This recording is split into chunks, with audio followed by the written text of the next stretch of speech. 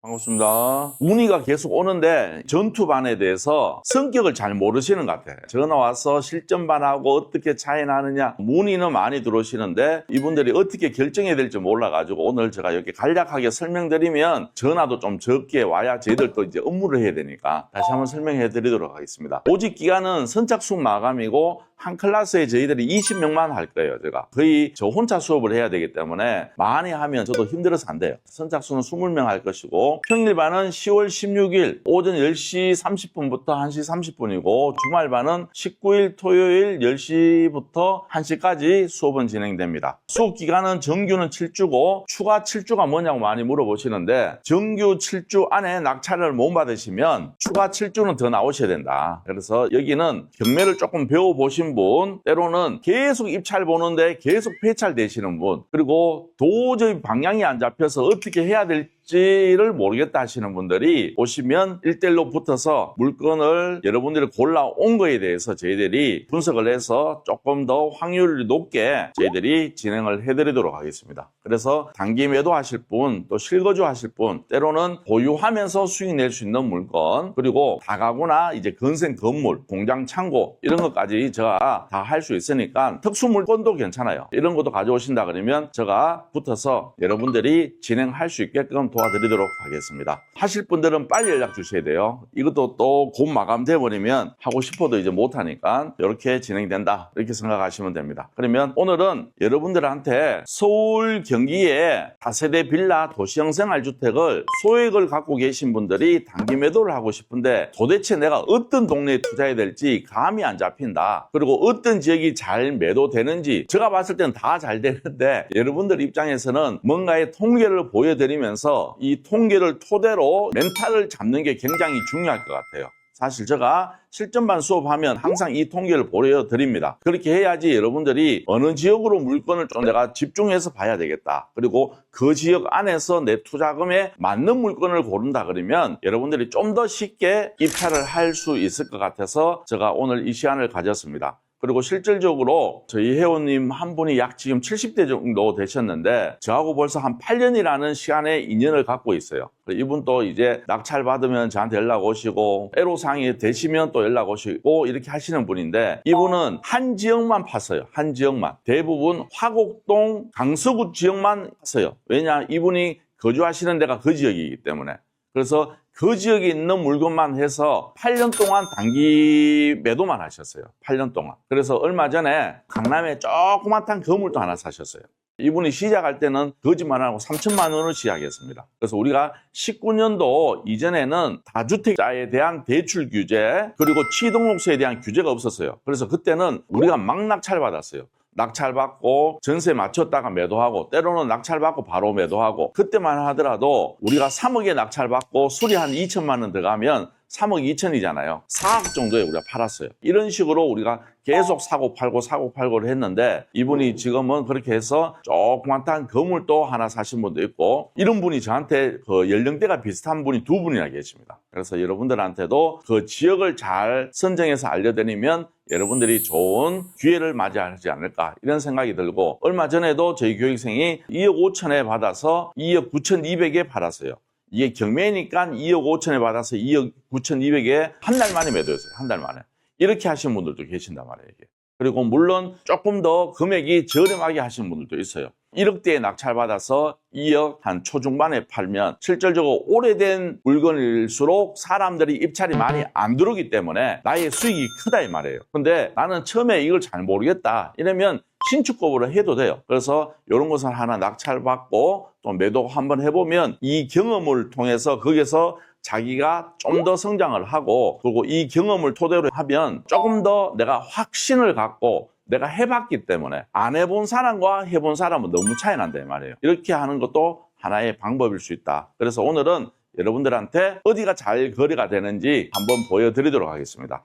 저희들이 처음에는 이게 빌라를 사고 팔고 해봐라 하면 대부분 사람들이 잘 신뢰를 안 해요. 사례도 보여드리고 하면 저 사람은 저 사람이니까 했지 않을까 이런 얘기를 많이 하시는데 그렇지 않습니다. 실질적으로 여러분들이 생각하는 것보다는 거래가 많이 되고 있어요. 보도록 하겠습니다. 자, 일단 서울부터 보여드릴게요. 서울에 보시면 2024년 1월 달부터 8월 달까지 뽑았습니다. 왜 8월 달까지 뽑았느냐면 이게 한 달 뒤에 나오기 때문에 9월 달 데이터도 아직 안 나왔어요. 10월 말 돼야지만 9월 달 데이터가 마지막으로 나오기 때문에. 그래서 저희들이 8월 달밖에 데이터를 뽑아드리지는 못합니다. 그래서 2024년 1월 달 보면 총 서울의 다세대 빌라 도시형 생활주택이 2,488건, 그리고 제일 많이 된 몇 월 달이지? 4월 달, 5월 달, 8월 달 더 많이 됐다. 그렇죠? 4월 달부터는 거의 얼마예요? 3,000건이 넘습니다. 1, 2월 달 빼고는 3월 달부터는 꾸준하게 증가되는 모습이 있어요. 아파트 시장이 실질적으로 3월 달에는 거의 안 움직였어요. 그런데 빌라는 1년 12달 우리가 어느 정도 움직이고 있다는 것을 이게 보여주는 거예요, 이 데이터가. 그런데 여러분 잘 생각해 보세요. 현장에 나가면 어떤 얘기를 많이 합니까? 동네 부동산 가면 거래가 된다 얘기해요? 안 된다 얘기해요? 다 안 된다 얘기해요.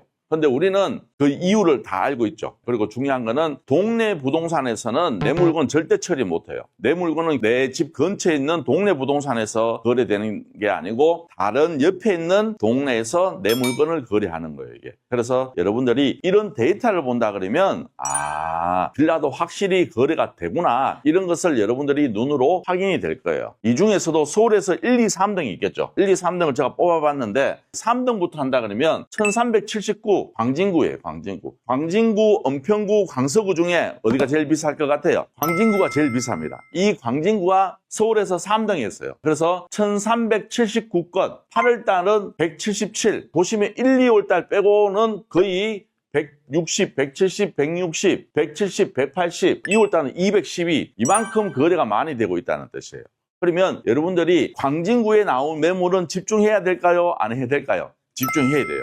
근데 왜 제가 또 생각했을 때는 광진구가 빌라 거래가 많았느냐? 이쪽 지역이 개발이 많이 지금 진행이 되고 있으니까 제가 봤을 때는 실거주뿐만 아니라 투자자들도 많이 붙었지 않느냐, 이런 생각을 많이 했어요. 그리고 두 번째는 보면 은평구가 2등 했습니다.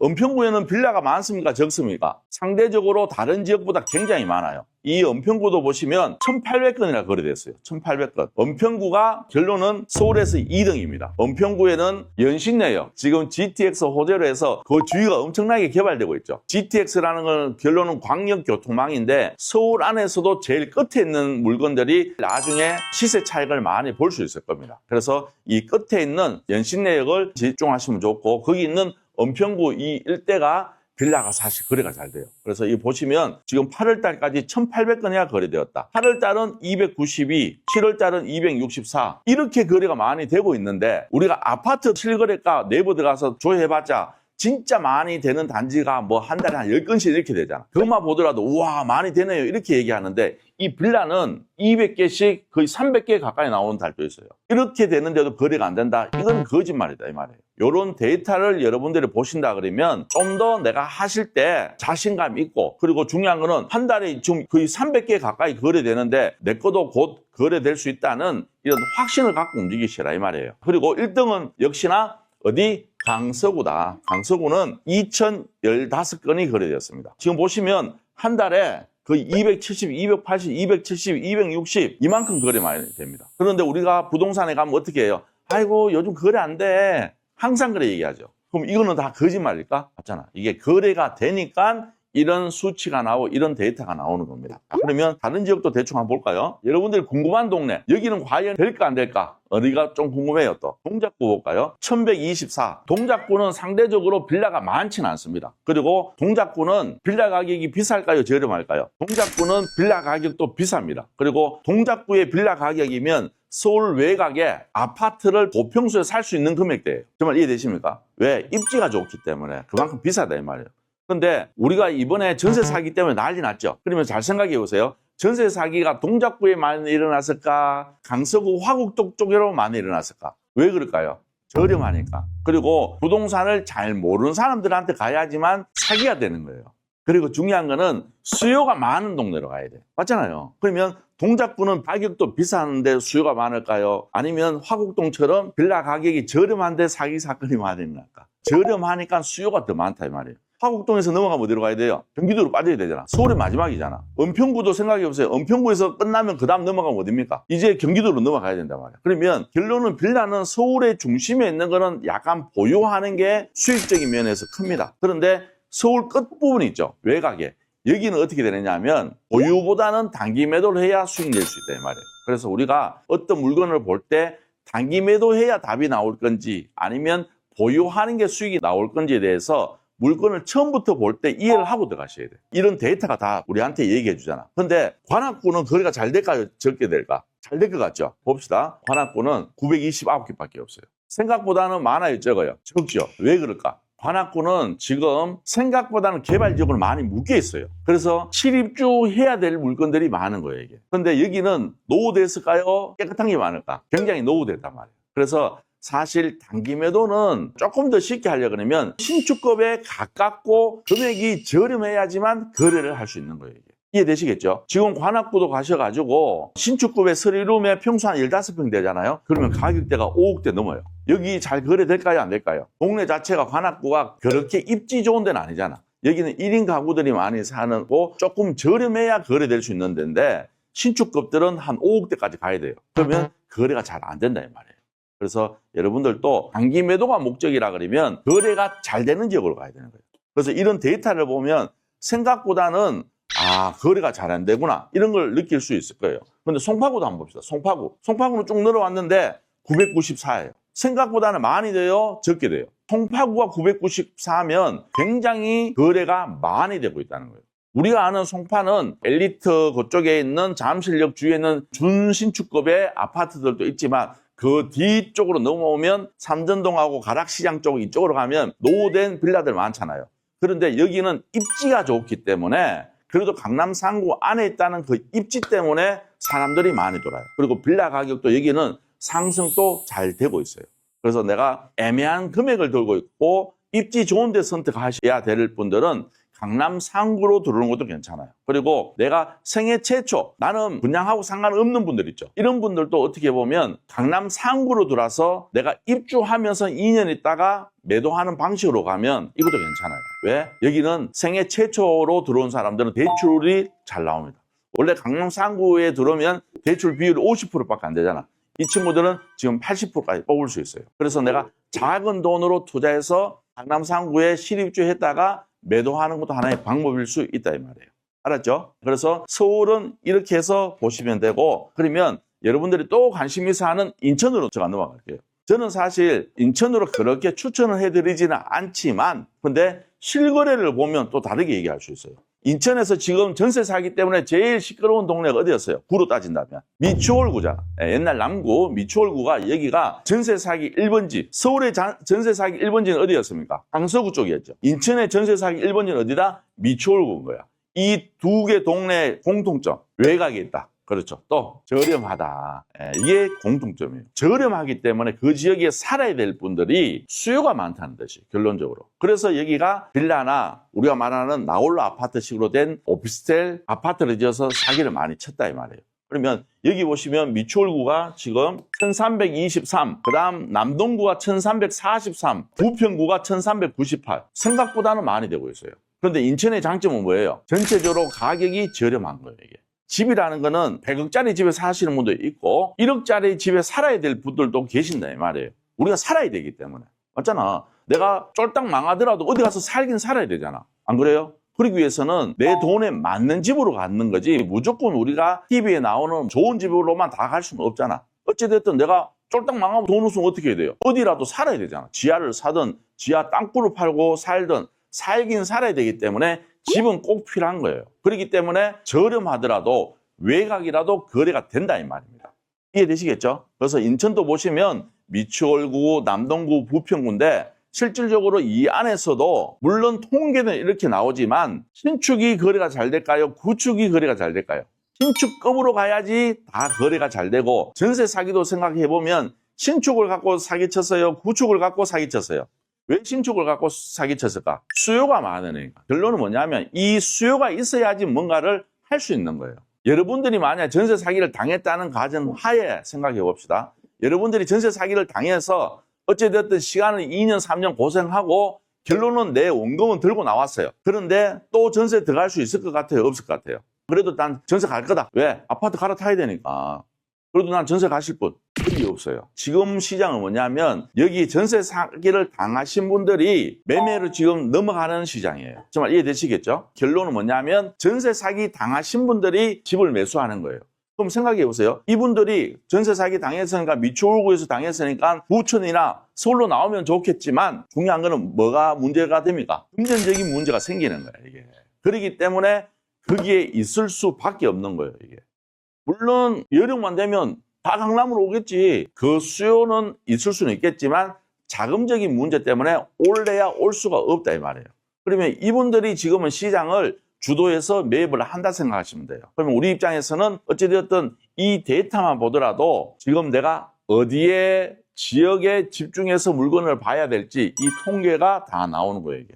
물론 인천에서도 중구, 남구, 연수구, 계양구, 서구, 강화, 옹지 다 거래도 되긴 됩니다. 되지만 이왕이면 내가 처음에 잘 모를 때, 멘탈이 안 잡혀 있을 때 내가 과연 이거 낙찰받고 팔 수 있을까를 스스로한테 물음표를 던지신 분들이라면 이런 데이터를 활용하시는 게 가장 좋다. 이렇게 생각하시면 좋을 것 같아요. 알았죠? 근데 인천은 1,300개대니까 서울보다는 같은 구 안에서도 거래가 조금 더 되는 것 같아요? 적게 되는 것 같아요? 자, 인천은 1,300대예요. 서울은 얼마예요? 1,800, 2,000, 1,300. 광진구가 1,300. 그러면 인천보다는 은평구나 강서구가 좀 더 거래가 잘 되구나 하는 것을 우리가 데이터를 통해서 알 수 있는 거예요, 이게. 그러면 이제는 경기도로 넘어갑시다. 경기도는 뭐 워낙 많으니까 경기도 쭉 봤는데 부천 또 보면 원미 소사구가 있고 오정구가 있는데 이 안에서도 보면 842, 883 한 구가 우리가 인구가 얼마 정도 생각하면 될까요? 30만에서 60만까지 보면 돼요. 그러면 부천 같은 데는 한 구가 약 한 30 몇만씩밖에 안 나와요. 근데 인구가 조금 작은 편이에요. 한 구로 따졌을 때. 그런데 부천 전체로 봤을 때는 2,200가나 돼요. 부천의 인구가 몇 명 정도예요? 한 80만, 90만? 그렇게 봤을 때는 작게 되지는 않지만 원미구하고 오정구가 거래가 잘 된다는 것을 우리가 볼 수 있고 그다음 안산으로 넘어갔을 때는 안산은 보세요. 상록구와 단원구가 있는데 이 상록구는 얼마? 1,800개나 거래됩니다. 거래가 많이 돼요? 적게 돼요? 엄청 잘 되는 거예요, 이게. 안산이 왜 이렇게 거래 잘 되는지 알아요? 그렇죠. 거기가 이제 산업단지도 있고 지금은 중국인들이 많이 있잖아요. 외국 분들이 많이 계시니까 그분들의 매매에 대한 수요가 제일 많은 데가 어디다? 안산이에요, 지금. 그래서 이렇게 보시면 좋겠다. 그리고 쭉 하면 용인 처인구도 거래가 의외로 많이 돼요. 용인 처인구면 용인 안에서도 메인이에요? 조금 떨어진 지역이에요? 떨어졌잖아. 메인 지역보다는 확실히 떨어진 지역이 외곽일수록 빌라 수요가 있다는 것을 이렇게 반증이 되는 거예요. 이게.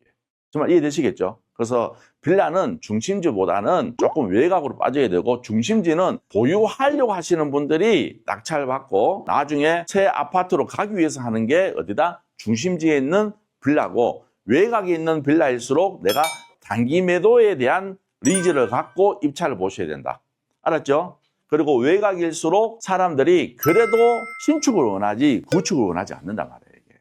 이해되시겠죠? 그래서 평수가 조금 작더라도 그래도 어찌되었든 신축을 하려고 여러분들이 노력하셔야 되고 구축을 하려고 그러면 그 대신 마진폭은 커요. 그리고 입찰가도 신축비에 비해서 상대적으로 저렴하게 내가 입찰 볼 수도 있는 장점은 분명하게 있지만 중요한 거는 내가 처음 하시는 분들은 신축으로 가시는 게 좋고 근데 신축을 한두 번, 두세 번 해보신 분들은 마진폭이 이제 조금 더 큰 구축으로 보셔도 괜찮다. 근데 우리 오늘 이 공매 수업이잖아요. 공매는 다 신축급으로 나오니까 방송 끄면 또 힌트 하나 드릴게요. 그렇게만 하시면 된다. 여기서 얘기할 수는 없는 게 있으니까. 그리고 화성 광주도 있다. 경기도 광주가 1778이에요. 경기도 광주 어딘지 알죠? 경기도 광주는 분당의 신도시라 생각하면 돼요. 또 성남이 개발을 하다 보니까 거기에 있는 구축에 있는 분들이 이사 가시는 데가 어디냐면 경기도 광주예요. 그래서 경기도 광주가 가보면 빌라가 어마무시하게 많아요. 그리고 땅도 넓잖아, 거기가. 그리고 공장지대도 많다 보니까 생각보다는 경기도 광주가 빌라가 거래가 이렇게 활발하게 이루어지고 있습니다. 몇 개? 1778. 그러면 서울에서 들어오더라도 서울에서도 한 2등 정도 되는 수치가 되는 거예요. 그러면 이제는 단기 매도 하실 분들은 어디에 집중해야 될지 다 나왔죠? 그래서 여러분들이 요거를 갖고 단기 매도 하실 분들은 요 지역을 위주로 집중하시면 좋겠다. 알았죠? 그래요. 오늘 우리가 여기 또 수업이 있으니까 올해는 못하고 여기에서 마무리하겠습니다. 단타 최적의 동네 답이 다 나왔네요. 그렇죠? 구는 좀 넓은데 동 단위로 조사할 수 있는 방법이 있을까요? 동 단위로 조사할 수 있는 방법은 국토부 실거래가 들어가셔서 구 안에 또 동이 있잖아요. 동별로 또 클릭하시면 이런 데이터를 우리가 뽑을 수가 있어요. 사실 우리 사무실에 있는 PC로 했을 때는 그렇게 나왔어요. 근데 그쪽에 있는 거를 이쪽 PC로 하니까 입력이 안 되더라고. 그래서 오늘 어쩔 수 없이 이걸로 급하게 지금 바꿔서 지금 해야 되는 거예요. 원래는 동 단위로까지 저희들 다 데이터는 준비했는데 이 PC에서는 조회가 안 되더라고 지금. 그래서 오늘 못 보여드렸던 거고 나중에 이게 제대로 되면 한번 보여드리도록 하겠습니다. 경기도 부천은 어떨까요? 부천도 보여드렸죠. 부천도 사실 그 오정구가 있고 그 안에서도 잘 되는 동네가 특정 지역이 있어요 사실. 근데 보여드리고 싶었는데 못 보여드려서 아쉽다. 그래요. 오늘은 여기까지 합시다. 수업해야 되니까 여기서 오늘 마무리하도록 하겠습니다. 자, 내일 뵙도록 하겠습니다. 수고했습니다.